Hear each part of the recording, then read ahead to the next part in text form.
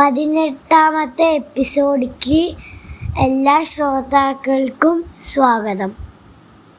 Mahabharatam RK. നാരായണൻ്റെ the Mahabharata എന്ന പുസ്തകത്തിനെ ആസ്പദമാക്കി പറഞ്ഞുകൊണ്ടിരിക്കുന്ന കഥയിലെ 18ാമത്തെ എപ്പിസോഡിൽ എല്ലാ ശ്രോതാക്കൾക്കും സ്വാഗതം. കഴിഞ്ഞ എപ്പിസോഡിൽ നമ്മൾ ദ്രുപദൻ്റെ കഥയും ദ്രൗപദിയുടെ കഴിഞ്ഞ ജന്മത്തിലെ നളായിനിയായതും അങ്ങനെ 5ാമത്തെ ചാപ്റ്റർ കഴിഞ്ഞ് നമ്മൾ 6ാമത്തെ ചാപ്റ്ററിലേക്ക് എത്തിയിരിക്കുകയാണ്. 6ാമത്തെ ചാപ്റ്ററിൻ്റെ പേരെന്താണ്? Uncles gift.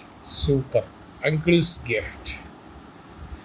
അപ്പം അതിനകത്ത് നമ്മൾ ഈ അങ്കിൾസ് ഗിഫ്റ്റ് എന്നുള്ള 5ാമത്തെ അധ്യായത്തിൽ നമ്മൾ ഹസ്തിനപുരത്തിലെ ദുര്യോധനനും ധൃതരാഷ്ട്രവും തമ്മിലുള്ള സംഭാഷണമാണ് നമ്മൾ കേട്ടുകൊണ്ടിരുന്നത്.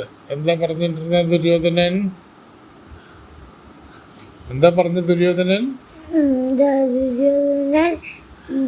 ഭഗാസുരനെ കൊല്ലാനും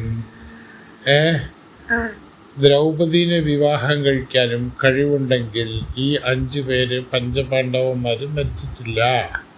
നമ്മൾ ഹൗസ് ഓഫ് ജോയിൽ വെച്ച തീയില് പഞ്ചപാണ്ഡവന്മാർ മരിച്ചിട്ടില്ല. പഞ്ചപാണ്ഡവന്മാർ ജീവിച്ചിരിപ്പുണ്ട്. അത് നമുക്ക് ആപത്തല്ലേ? പഞ്ചപാണ്ഡവന്മാരെ കൊല്ലാൻ നോക്കിയതല്ലേ നമ്മള് എന്ന് ഈ വില്ലന്മാരായ ദുര്യോധനൻ്റെ കൂടെയുള്ളവരൊക്കെ സംസാരിച്ചുകൊണ്ടിരിക്കുകയാണ്. അങ്ങനെ ദുര്യോധനൻ ധൃതരാഷ്ട്രൻ്റെ അടുത്ത് ചെന്നു. ധൃതരാഷ്ട്രന്റെ മക്കളല്ലേ പഞ്ചപാണ്ഡവര്? ധൃതരാഷ്ട്രയുടെ മക്കളാണോ പഞ്ചപാണ്ഡവന്മാര്? ദുര്യോധനനും ദുശാസനും ഒക്കെ അല്ലേ? മഹാഭാരത യുദ്ധം എന്താണ്? ധൃതരാഷ്ട്രയുടെ 100 മക്കളും പഞ്ചപാണ്ഡവന്മാരും തമ്മിലുള്ള യുദ്ധമാണ്.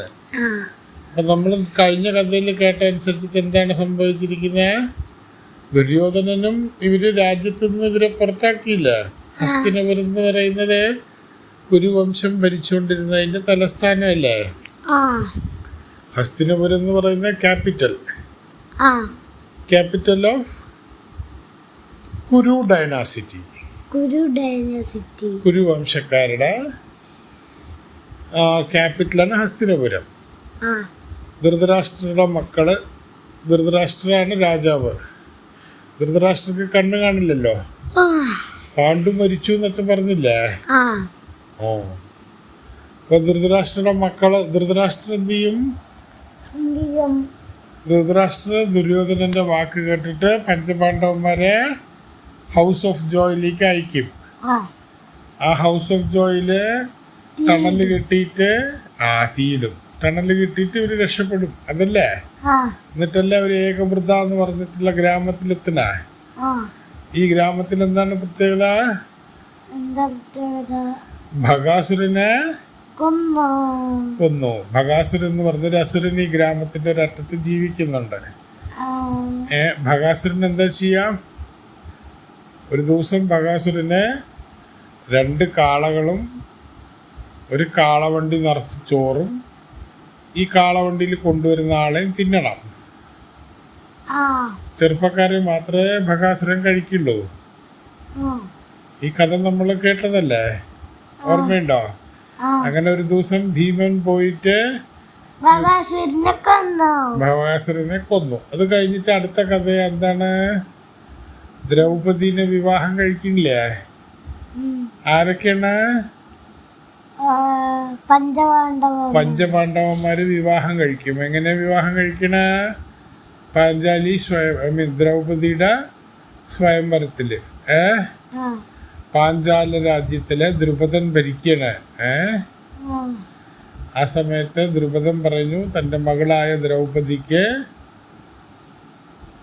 വിവാഹാലോചനയ്ക്ക് സ്വയംവരത്തിന് എല്ലാ രാജാക്കന്മാരെയും വരാൻ പറഞ്ഞു. അങ്ങനെ അർജുനൻ, അതിഭയങ്കരനായ വില്ലാളി വീരനായ അർജുനൻ എന്ത് ചെയ്തു? അമ്പ് ചെയ്തിട്ട് സ്വയംവരം ജയിച്ചു. ജയിച്ചപ്പോൾ എന്താ പറ്റിയ? ദ്രൗപദി കല്യാണം കഴിക്കാൻ സമ്മതിച്ചു. ജയിച്ചാൽ സമ്മതിക്കണമല്ലോ. ആ ഏ ഉം. ജയിച്ച് സമ്മതിച്ച ശേഷം എന്തായി? എന്ത്? കുന്തി ദേവിയുടെ അടുത്ത് ഇവര് ഭയങ്കര അത്ഭുതത്തോടെ പറഞ്ഞു, ഞങ്ങളെന്താ കൊണ്ടുവന്നിരിക്കണം നോക്കൂ അമ്മേ എന്ന് പറഞ്ഞ് പോയി. ഉം. അപ്പൊ കുന്തി ദേവി എന്താ പറഞ്ഞേ? നിങ്ങൾ പങ്കിട്ടെടുത്ത ആളാണ്. ആ, നിങ്ങൾ 5 പേരും കൂടി നിങ്ങൾ എന്താ കൊണ്ടുവച്ചാൽ നിങ്ങൾ 5 പേരും പങ്കിട്ടെടുത്തോളാൻ പറയും. ഉം. അപ്പൊ എന്താ പറ്റിയ?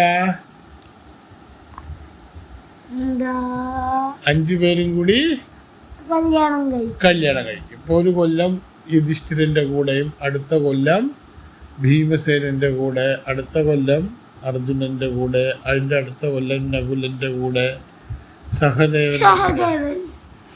അങ്ങനെ ജീവിക്കാമെന്ന് പറഞ്ഞ് തീരുമാനിച്ചു. ആ അപ്പം അതിൻ്റെ ഇടയിൽ നമ്മൾ ചെറിയൊരു ഉപകഥയാണ് നമ്മൾ നോക്കിയത്. നളായിനി പറഞ്ഞിട്ട് ദ്രൗപദിയുടെ മൗഗല്യ ആരാണ്? ഒരു വലിയ സന്യാസി. ആ ആ കഴിഞ്ഞ ജന്മത്തെ ദ്രൗപദിയുടെ കഥയായിരുന്നു അത്. ആ അതുവരെയാണ് നമ്മൾ കണ്ടത്. അത് കഴിഞ്ഞപ്പോഴാണ് നമ്മൾ 5ാമത്തെ ചാപ്റ്റർ തുടങ്ങിയിരിക്കുന്ന അങ്കിൾസ് ഗിഫ്റ്റ് എന്ന് പറഞ്ഞിട്ട്. ആ ഈ 5ാമത്തെ ചാപ്റ്ററിൽ നമ്മൾ തുടക്കത്തൊട്ട് ദുര്യോധനനും ധൃതരാഷ്ട്രവും തമ്മിലുള്ള സംഭാഷണമാണ്. അങ്ങനെ കർണം പോയിട്ട് കർണന് ഇതിന് പങ്കെടുക്കാൻ പറ്റിയില്ലല്ലോ, അത് അച്ഛൻ പറഞ്ഞല്ലോ. ആ അങ്ങനെ ദൃഷ്ടദ്യുമനൻ ആരാ? ദ്രൗപദിയുടെ ഏട്ടൻ. ആ അപ്പൊ ധൃതരാഷ്ട്ര പറയണേ, നമ്മളൊക്കെ എങ്ങനെയെങ്കിലും എന്താ ചെയ്യണ്ടേ? പാഞ്ചാല രാജ്യമായിട്ട് നല്ല ബന്ധം ഉണ്ടാക്കണം. ദ്രുപദൻ നമ്മളുടെ കുടുംബമായിട്ട് ബന്ധപ്പെടണം. അങ്ങനെ ധൃതരാഷ്ട്രം പറയാണ്. ദ്രുപദൻ ആരാവണം? ദ്രുപദൻ നിങ്ങളുടെ ആരുടെയെങ്കിലും ഒരാളുടെ ദ്രുപദൻ അമ്മായി അച്ഛനാവണം. നമുക്കൊരു വിവാഹബന്ധം. പണ്ട് രാജാക്കന്മാർ അങ്ങനെ ചെയ്യുമായിരുന്നു. എന്ത് ചെയ്യും? രാജ്യം വികസിക്കാൻ വേണ്ടി അവരെന്ത് ചെയ്യും? അടുത്ത രാജ്യത്തിലെ രാജകുമാരീനെ കല്യാണം കഴിക്കും. കല്യാണം കഴിച്ചാൽ എന്താവും? ആ രാജ്യം ഇവർക്ക് വരുമല്ലോ. അങ്ങനെ അത് ഒരു തന്ത്രമായിരുന്നു, ഒരു രാജതന്ത്രമായിരുന്നു കേട്ടോ. അപ്പൊ ധൃതരാഷ്ട്ര ഉപദേശിക്കുകയാണ് ദുര്യോധനോട്, എങ്ങനെയെങ്കിലും നമുക്ക് ദൃഷ്ടദ്യുമ്നനെ കൊണ്ട് നമ്മുടെ കുടുംബത്തിൽ ആരെങ്കിലും വിവാഹം കഴിപ്പിക്കാമല്ലോ, അപ്പം നമുക്ക് ഇത് വരുമല്ലോ. ദൃഷ്ടദ്യുമ്നൻ നമ്മുടെ എല്ലാവരെക്കാട്ടിലും എല്ലാവരെയും പോലെ ഒരുപോലെയാണ്. ദൃഷ്ടദ്യുമ്നൻ ദ്രൗപദിയുടെ ഏട്ടനാണ് കേട്ടോ. മനസ്സിലായോ? പിന്നെ നമ്മൾ അന്ന് ദ്രോണാചാര്യരുടെ ശിഷ്യനായിരുന്ന സമയത്ത് നമ്മൾ ദ്രുപദനെ ആക്രമിച്ച് കീഴടക്കിയില്ലേ? അതൊരിക്കലും ദ്രുപദൻ മറക്കൂല. നമ്മൾ ദ്രോണാചാര്യർക്ക് പകരം വീട്ടാൻ വേണ്ടി, ഗുരുദക്ഷിണ കൊടുക്കാൻ വേണ്ടി നമ്മൾ ദ്രുപദനെ കീഴടക്കി കൊണ്ടുവന്നില്ലേ? അതും ദ്രുപദൻ ഒരിക്കലും മറക്കില്ല. ദ്രുപദന് നമ്മോട് ദേഷ്യം ഉണ്ടാവും എന്ന് പറഞ്ഞു. അപ്പോൾ ദുര്യോധനൻ പറയാണ്, ദ്രുപദനെ കീഴടക്കണ സമയത്ത് പാണ്ഡവന്മാർ നമ്മുടെ കൂടെ ഉണ്ടായിരുന്നില്ലേ? പാണ്ഡവന്മാരും ദ്രോണാചാര്യരുടെ ശിഷ്യന്മാരല്ലേ, അർജുനനും ഭീമനും ഒക്കെ. അങ്ങനെ അർജുനനും ഭീമനും ഇവരെല്ലാം ചേർന്നിട്ടല്ലേ നമ്മൾ ദ്രുപദനെ കീഴടക്കിയത് എന്ന് പറയും. പക്ഷെ അന്നത്തെ കാലത്തിനെക്കാട്ടിലും ഇന്നത് കാലം മാറി. ഇന്ന് നമ്മളല്ലേ രാജാക്കന്മാർ. ദുര്യോധനനും ദുശ്ശാസനും ധൃതരാഷ്ട്രൻ്റെ കീഴിൽ. ധൃതരാഷ്ട്ര അച്ഛനല്ല, അച്ഛൻ്റെ മക്കളായിട്ട് ദുര്യോധനനും ദുശ്ശാസനും ഒക്കെ അല്ലേ രാജകുമാരന്മാരായിട്ട് ജീവിക്കുന്നത്. അതുകൊണ്ട് കാലം മാറിയില്ലേ? ഇപ്പം അവർക്ക് നമ്മളോടല്ലേ, ഇപ്പം ദ്രുപദന് നമ്മളോടല്ലേ ദേഷ്യം ഉണ്ടാവുക എന്ന് പറഞ്ഞു. അപ്പം എങ്ങനെയെങ്കിലും ദുര്യോധനനും ധൃതരാഷ്ട്രം എങ്ങനെയെങ്കിലും പറയണ, നമ്മളെങ്ങനെയെങ്കിലും ദ്രുപദനെ നമ്മുടെ കയ്യിലേക്ക് കൊണ്ടുവരണം, നമ്മുടെ ഭാഗത്തേക്ക് കൊണ്ടുവരണം. കൊണ്ടുവന്നിട്ട് വേണം നമുക്ക് അത് മറ്റേ എന്താ വെച്ച് കഴിഞ്ഞാൽ ഇത് ദുര്യോധനെ നമ്മുടെ കൂടെ നിർത്തിക്കഴിഞ്ഞു കഴിഞ്ഞാൽ നമുക്ക് പാണ്ഡവന്മാരെ തോൽപ്പിക്കാൻ കുറച്ചും കൂടി എളുപ്പമായിരിക്കും. അതിന് നമ്മൾ ദൃഷ്ടദ്യുമ്നനെ ഉപയോഗിക്കാം എന്ന് ആരാ പറഞ്ഞു കൊടുക്കണേ? ധൃതരാഷ്ട്ര ആരാണ്? ദുര്യോധൻ്റെയും ദുശാസൻ്റെയും അച്ഛൻ. ഇപ്പം രാജതന്ത്രം മക്കളെ പഠിപ്പിച്ചു കൊടുക്കുകയാണ് ധൃതരാഷ്ട്രം ചെയ്യുന്നത്. മനസ്സിലായോ കുട്ടാ? ഉറങ്ങിയോ?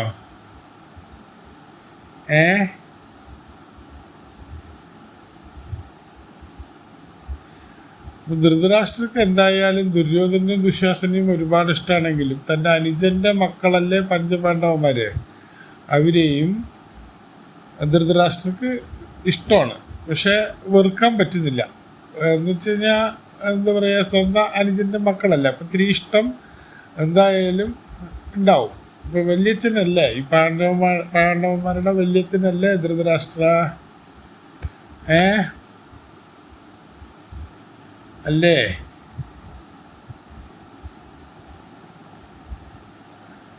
ഉറങ്ങിയോ കൂട്ടാ? അത്ര പെണ്ണുണ്ണി ഉറങ്ങിയോ?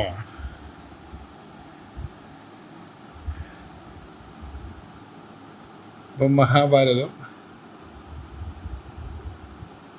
18ാമത്തെ എപ്പിസോഡ്